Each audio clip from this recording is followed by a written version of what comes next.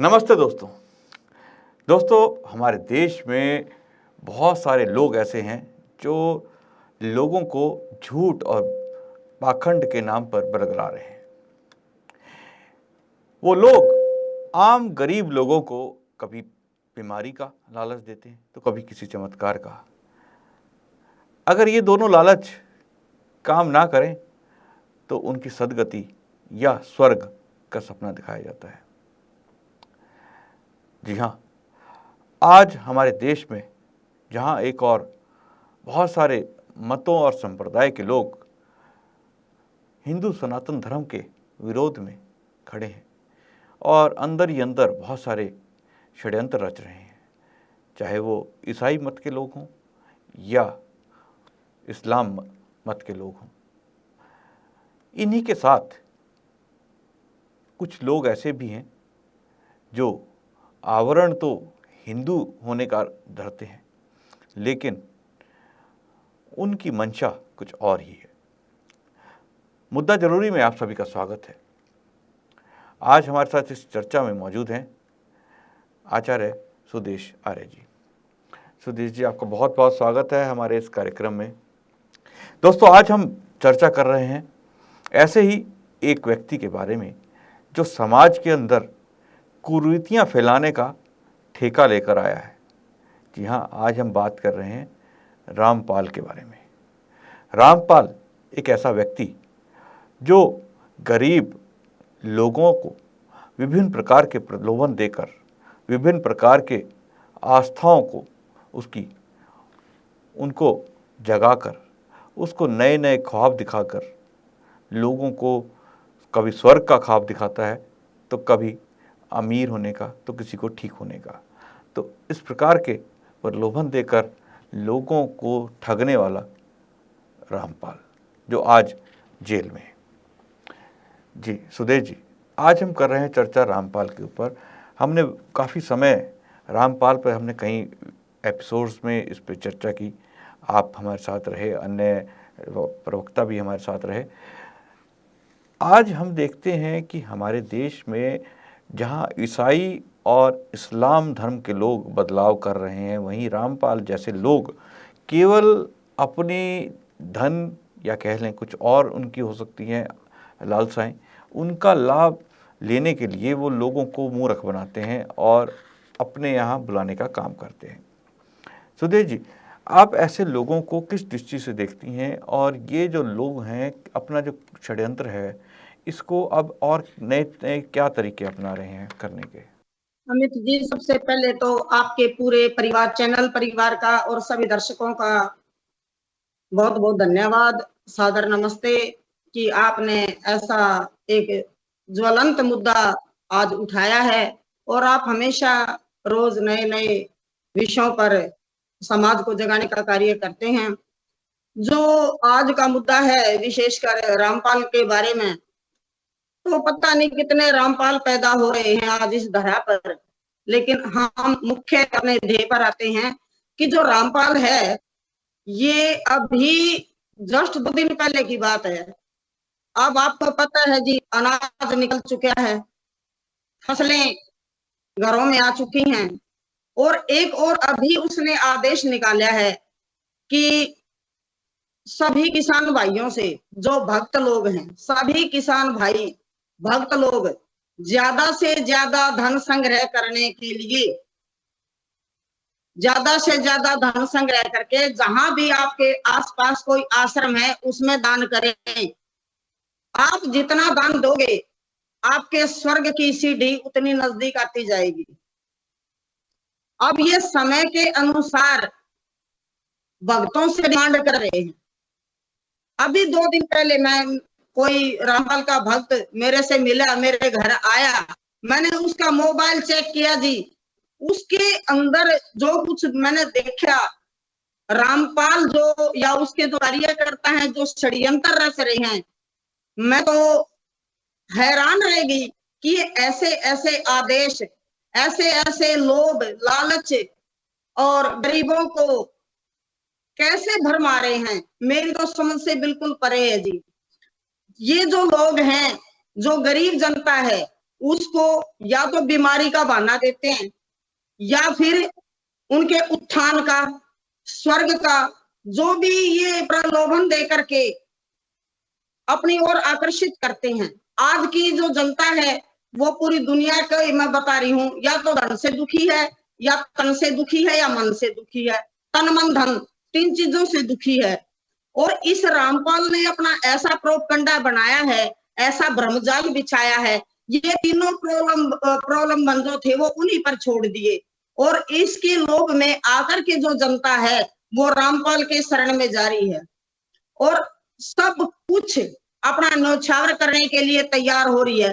पता नहीं क्या है, मेरी तो खुद समझ में नहीं आ रहा, लोग जागरूक क्यों नहीं हो रहे, इनकी बुद्धि कहाँ चली गई है जो अपना सब कुछ न्यौछावर करने के लिए तैयार हैं।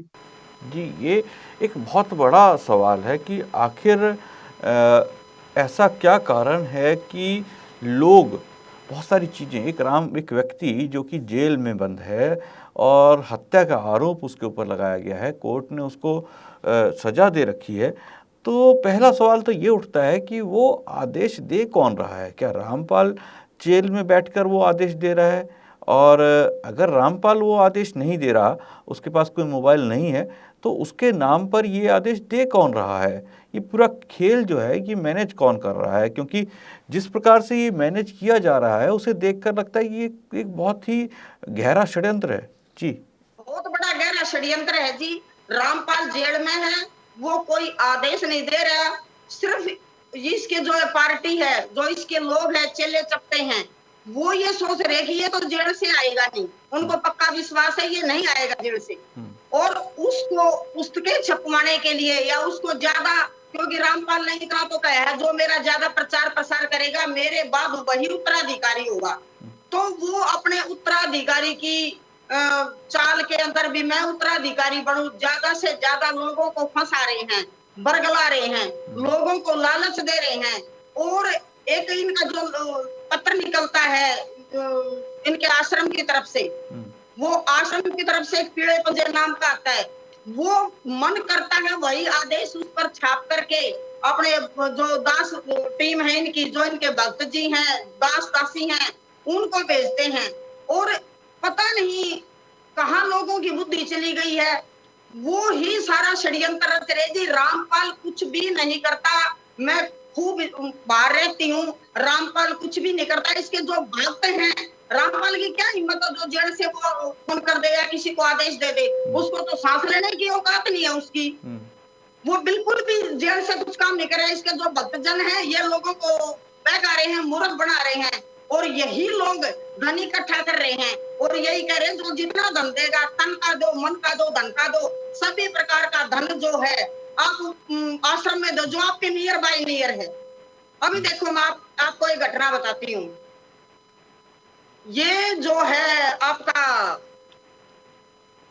ये रोहतक डिस्ट्रिक्ट के अंदर जी, रोहतक जो हरियाणा है, आर्यों का गढ़ था।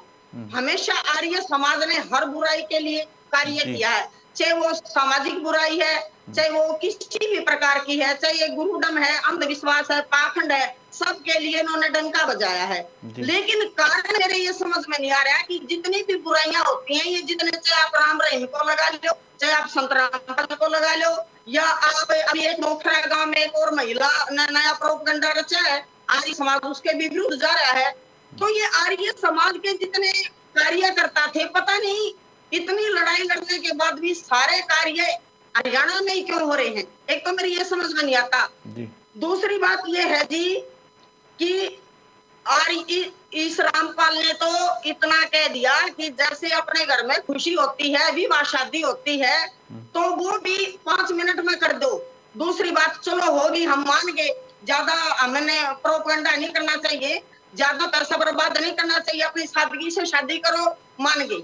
दूसरी बात, किसी के घर में अगर मृत्यु हो जाती है जी, तो हमारे उत्तर भारत में, दक्षिण भारत का तो मेरे को ज्यादा पता नहीं, लेकिन उत्तर भारत में 6 महीने के बाद, साल के बाद या कुछ दिन के बाद एक शोक समाप्ति सभा होती है जी। हमारे हरियाणवी भाषा में उसको बरसी भी कहते हैं और उसको छमाई भी कहते हैं जी। भी जैसे अपना भाईचारा है उनको इकट्ठा करो और जी भी शौक समाप्त होया, जी किसी के बिल्कुल। बच्चे की शादी है, विवाह है, या और कोई अच्छी खुशी का मौका है, उसको करो अपना। लेकिन रामपाल के चेलों ने तो जो ये छमाई होती है या बरसी होती है, भी अपने भाईचारे को इकट्ठा करके उनको खाना खिलाओ, या कुछ बेटी हैं, बहन बेटी हैं, उनको दान पुण्य करो, और भी शौक सभा समाप्त, अब अपने अच्छे काम। तो जैसे 2 महीने 3 महीने हो गए हैं, अब जो और रिश्तेदारियां कह रही भाई छमाई करो, मैंने बेटे की शादी करनी है, मैंने भाई की शादी करनी है, मैंने ये करना है, वो करना है, आप एक बार ये शौक समाप्ति करो, तो हम अपने नए कार्यों में लगे। वो कह रहे हम तो ये भी नहीं करेंगे, हमारे गुरुजी ने तो बंद कर दिया। अब ये बताओ, दुख भी नहीं मनाने, सुख भी नहीं मनाने, सारा काम रामपाल के आदेश के अनुसार होगा। रामपाल जेल के अंदर है, मेरे को खुद अचरज हो रहा है कि ये कहां से प्रोपगंडा फैल रहा है इतना। ये केवल उसके चेले फैला रहे हैं जी। जी बिल्कुल। रामपाल की अब इतनी औकात नहीं है कि वो जाकर के जेल से कुछ मैसेज बाहर कर दे। जी जी बिल्कुल, ये जो आपने बात कही इसमें अब नए जो सवाल उठते हैं कि हरियाणा एक ऐसा प्रदेश रहा हमेशा से, और पंजाब भी कह सकते हैं, हरियाणा और पंजाब जब एक पंजाब हुआ करता था, तो ये पूरा का पूरा जो है क्षेत्र कुरीतियों के खिलाफ हमेशा से खड़ा रहा, और यहाँ पर आर्य समाज का काफ़ी ज़्यादा बोलबाला रहा और आज भी है।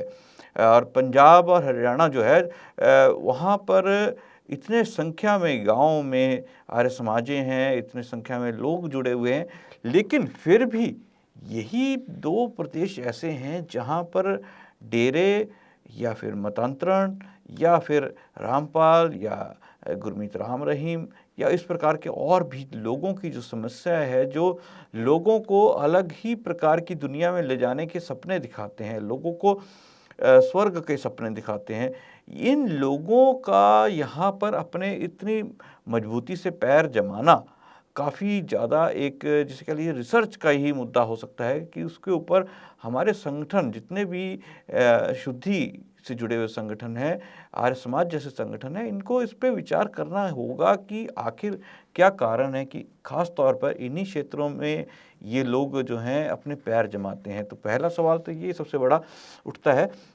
और दूसरा, जैसा कि अभी सुधीर जी आपने एक बात कही कि रामपाल के जो चेले हैं ये उसके नाम पर कर रहे हैं ये सारा काम, और अभी देखने में ये भी आया है कि पुस्तकों की भी आपने बात कही कि पुस्तकों के लिए फंड इन्हें इकट्ठा करना होता है, और अभी फसल कटी है तो किसान भाई जो हैं उनके पास धन आया है, तो उस धन को वो किसी ना किसी तरह से ऐंठना चाहते हैं, और उस धन के लिए ये एक फर्जी एक तरह से आदेश निकाल रहे हैं रामपाल के नाम पर कि वो पैसा रामपाल की सेवा में भेजें।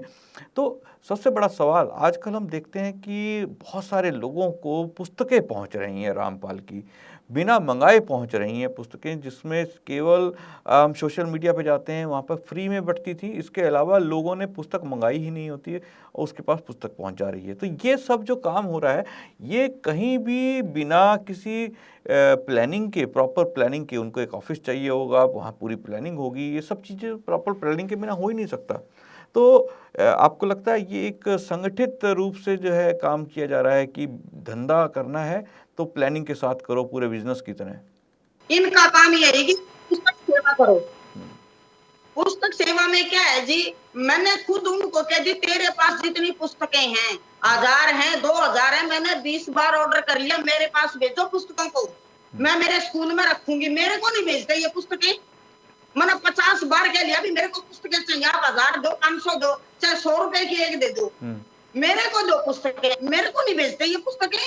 ये पुस्तकें उन लोगों को भेजते हैं जी, आप एक बार मेरी पुस्तक ले लो, एक बार फोटो करवा लो जी, आपका भला होगा जी, मेरा ये हो जाएगा जी, मेरे बच्चे पढ़ जाएंगे जी। आप एक बार कभी किसी पुलिस वाले के पास जा रहे हैं, किसी कभी एक्टर के पास, किसी डायरेक्टर के पास, कहीं बड़े बड़े साधु महात्मा हैं, उनको बेचारों को नॉलेज है नहीं, ज्ञान है नहीं, वो कहते जी हाथ जोड़ता हूँ जी, मेरे बच्चे पढ़ जाएंगे, एक बार ये पुस्तक ले लो, एक बार फोटो करवा लो, आपका भला होगा जी। आपका क्या जाता है, आपका क्या जाता है? वो लोग फोटो खिंचवा ले, कोई उनकी पुस्तकों को कोई पढ़ता नहीं। मैंने ऑटो में खुद देखा, रामपाल की पुस्तक चल रही है और शीशे साफ कर रहे हैं फड़ फड़ के, कोई भी नहीं है जी, बस वो हाथ जोड़ दिए हैं। और बड़े बड़े लोग हैं कि नहीं सोच रहे, बेचारे हैं गरीब, इतनी दूर से आए हैं, फोटो करवा ले। बाकी जो समझदार जो जागरूक है, इनको जूत मार के घर से निकाले जी, गलियों से निकाले, गांव से निकाले हैं। पुस्तक है जी, बिल्कुल इनका बहिष्कार है।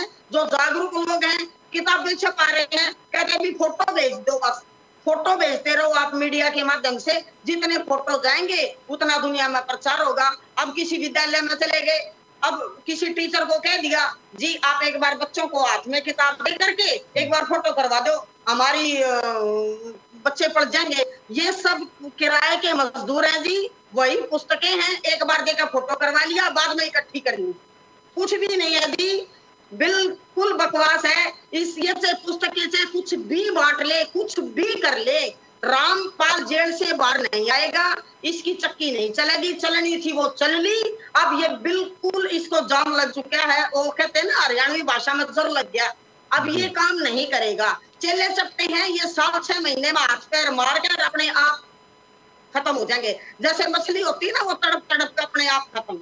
ये कुछ भी नहीं चलेगा जी, आप देख लेना, मैं आज आपसे कह रही हूँ 7-6 महीने के अंदर ये बिल्कुल सारा समाप्त हो जाएगा।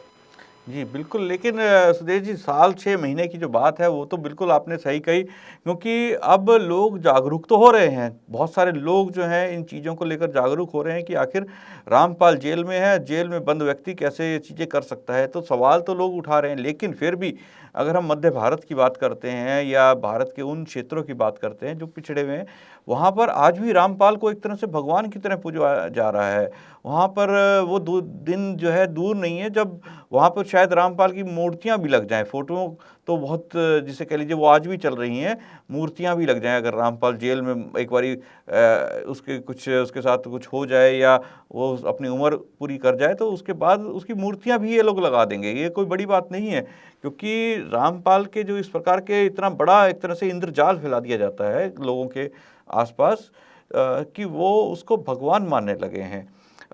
लेकिन सुदेश जी, आप जैसे लोग जो इस कार्य के पीछे हैं, जो लोगों को जागरूक करने में जुटे हुए हैं, आपसे एक चीज़ जानना चाहेंगे कि ये जो रामपाल के लोग हैं, ये आम तौर पर लोगों को जब मूर्ख बनाते हैं और आप लोग उसके खिलाफ आवाज़ उठाते हैं, तो इनका रिएक्शन क्या रहता है?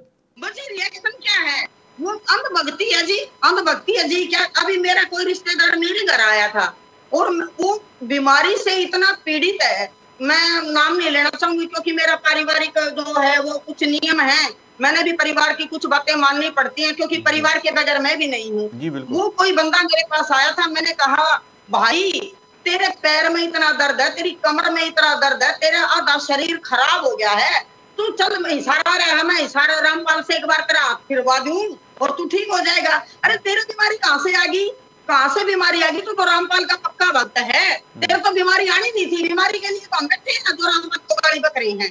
वो बोला बहन जी क्या करें, अब हम ये कर देंगे तो भक्त जन बुरा मान जाएंगे, बताओ इनको कौन समझाए जी, मूर्ख है, भेड़ का अगर बीन बजाना है। मैंने तो सबसे कहना, जो मेरे परिवार में थे, रिश्तेदार थे, जो मेरे जो भी थे, मैंने तो कहना बंद कर दिया, क्योंकि भैंस के आगे बीन बजाना है जी, ये या तो अगर कोई अनजान होगा वो तो लड़ने के लिए तैयार है, सिर फोड़ देंगे, फुड़वा लेंगे।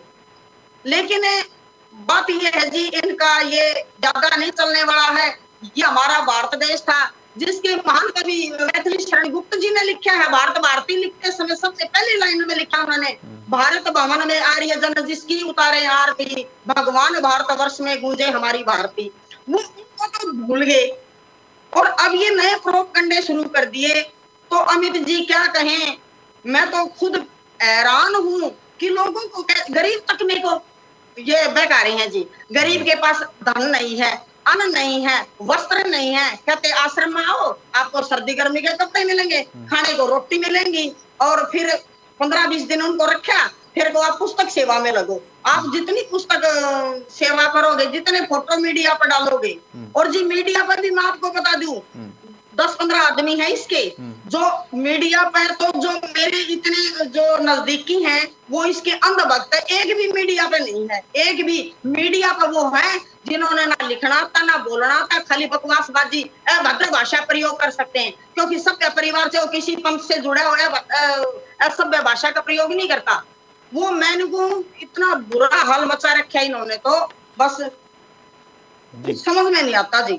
जी बिल्कुल, आपने जो बात कही बिल्कुल, लेकिन आपको आप जिस प्रकार से आज भी डट के खड़े हैं और इन लोगों के खिलाफ आज भी आप पूरे खुल के बात करते हैं, ये एक और प्रमाण है कि अभी वैदिक धर्म जो है उसको बचाने के लिए बहुत सारे लोग हैं। और हरियाणा में जिस प्रकार से रामपाल के खिलाफ आवाज़ उठ रही है, रामपाल के खिलाफ लोग बात करते हैं, ये भी एक उल्लेखनीय बात है।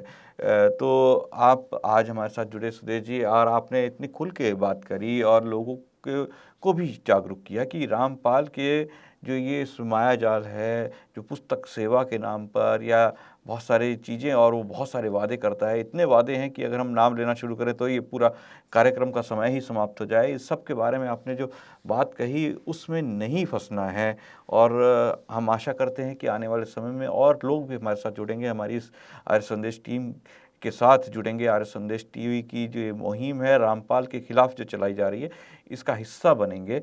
और मैं तो ये भी कहूँगा कि अगर कोई रामपाल से जुड़ा व्यक्ति भी चाहे तो इस कार्यक्रम में जुड़ सकता है, और वो भी इस कार्यक्रम का हिस्सा बन सकता है। हमें बहुत खुशी होगी कि वो भी आए और हमारे सवालों के जवाब दे। तो सुदेश जी, आपका बहुत बहुत धन्यवाद आज हमारे साथ चर्चा में जुड़ने के लिए। इस कार्यक्रम में अब समय हुआ है आपसे विदा लेने का। कल फिर मुलाकात होगी एक नए विषय, एक नए मुद्दे में। मुझे दीजिए आज्ञा। नमस्ते।